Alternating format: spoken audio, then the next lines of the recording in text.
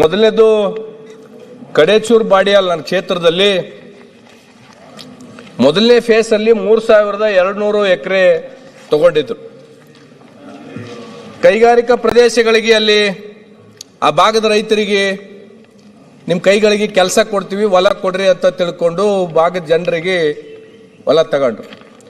ಅಲ್ಲಿ ಕೇವಲ ಕೆಮಿಕಲ್ ಫ್ಯಾಕ್ಟ್ರಿಗಳನ್ನು ನಮ್ಗೆ ಕೊಟ್ಬಿಟ್ರು. ಅದರಲ್ಲಿ ಇನ್ನೂ ಅನೇಕ ಸುಮಾರು ಒಂದು 800ಕ್ಕೂ 900ಕ್ಕೂ ಹೆಚ್ಚು ಎಕರೆ ಇನ್ನೂ ಉಳಿದಿರ್ತಕ್ಕಂಥದ್ದು ಇದೆ.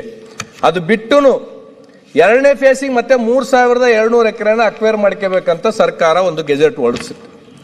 ಅದಾದ್ಮೇಲೆ ಅಲ್ಲಿರ್ತಕ್ಕ ನಮ್ಮ ತಂದೆಯವರು ಕಳಸಲ ಶಾಸಕರು ಇರುವಾಗ, ಹಿಂದೆ ಬಿಜೆಪಿ ಸರ್ಕಾರ ಇರುವಾಗ ಮಂತ್ರಿಗಳಿಗೆ ಮನವಿ ಮಾಡ್ತಾರೆ, ಇಲ್ಲ ಇಲ್ಲಿ ರೈತರದೆಲ್ಲ ಬಹಳ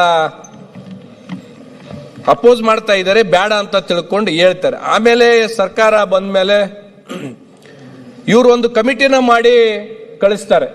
ಅಲ್ಲಿ ಇರ್ತಕ್ಕಂಥ ರೈತರ ಅಭಿಪ್ರಾಯನ ಕೇಳ್ತಾರೆ ಭೂಸ್ವಾಧೀನ ಅಧಿಕಾರಿಗಳು ಹೋಗಿ.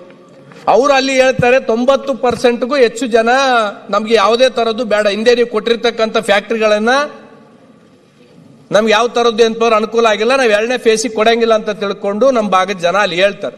ಅದು ಹೇಳಿದಾದ್ಮೇಲೆ ಇವ್ರು ಬೋರ್ಡ್ ಅಲ್ಲಿ ನಾವು ಕೈ ಬಿಡ್ತೀವಿ ಅಂತ ತಿಳ್ಕೊಂಡು ಹೇಳಿದ್ದಾರೆ ಅಧ್ಯಕ್ಷರೇ. ಕೈ ಬಿಡ್ತೀವಿ ಅಂತ ತಿಳ್ಕೊಂಡು ಹೇಳಿದ ಮೇಲೆ ಅಧ್ಯಕ್ಷರೇ ಇವತ್ತಿಗೂ ಅದು ಕೈ ಬಿಟ್ಟಿಲ್ಲ. ಕೈ ಬಿಡ್ತಕ್ಕಂಥದ್ದು ಆದೇಶ ಸರ್ಕಾರದಿಂದ ಆಗ್ಬೇಕು. ಸರ್ಕಾರದಿಂದ ಇನ್ನೂ ಆದೇಶ ಆಗಿಲ್ಲ. ಆಗಲಾರದು ಪ್ರಯತ್ನಕ್ಕೆ ಏನಾಗಿದೆ ಅಧ್ಯಕ್ಷರಿಗೆ ಅಂತಂದ್ರೆ, ಕಡೇಚೂರು, ದದ್ದಲು, ಸೆಟ್ಟಹಳ್ಳಿ ಮತ್ತು ರಾಚನಹಳ್ಳಿ ಎಂಬ ವಿಲೇಜ್ಗಳು ಏನಿದೆ ಅಧ್ಯಕ್ಷರೇ, ರಿಜಿಸ್ಟ್ರೇಷನ್ ಆಗ್ತಾ ಇಲ್ಲ, ಮೊಟೇಶನ್ ಆಗ್ತಾ ಇಲ್ಲ, ಬ್ಯಾಂಕಿನಾಗ ಹೋಗಿ ರೈತರು ಸಾಲ ತಗೋಬೇಕಂದ್ರೆ ಆಗ್ತಾ ಇಲ್ಲ, ಪರಭಾರೆ ಮಾಡ್ಕೋಬೇಕಂದ್ರೆ ಆಗ್ತಾ ಇಲ್ಲ, ಹಣ ತಂಬರುದು ಭಾಗ ಮಾಡ್ಕೋಬೇಕಂದ್ರೆ ಆಗ್ತಾ ಇಲ್ಲ.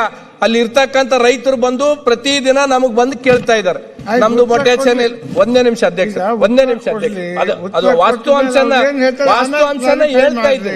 ವಾಸ್ತವಾಂಶನ ದಯಮಾಡಿ ಒಂದೇ ನಿಮಿಷ. ಅದು ಏನಾಗಿದೆ ಅಧ್ಯಕ್ಷರೇ ಅಂದ್ರೆ, ಅಲ್ಲಿ ಇರ್ತಕ್ಕಂಥ ರೈತರಿಗೆ ಸಮಸ್ಯೆಗಳು ಬಹಳ ಆಗಿದೆ. ಇದನ್ನ ಆದಷ್ಟು ಬೇಗ ಏನಪ್ಪ ಅಂದ್ರೆ ಎರಡನೇ ಹಂತದ್ದು ಕೈ ಬಿಡಬೇಕು. ಮೊದಲನೇ ಹಂತದಾಗೆ ನಮಗೆ ಅಂತಂದ್ರೆ ವಿಷಯಕ್ಕಿರ್ತಕ್ಕಂಥ ಕೆಲಸ ಆಗಿರ್ತಕ್ಕಂಥದ್ದು ಇದೆ.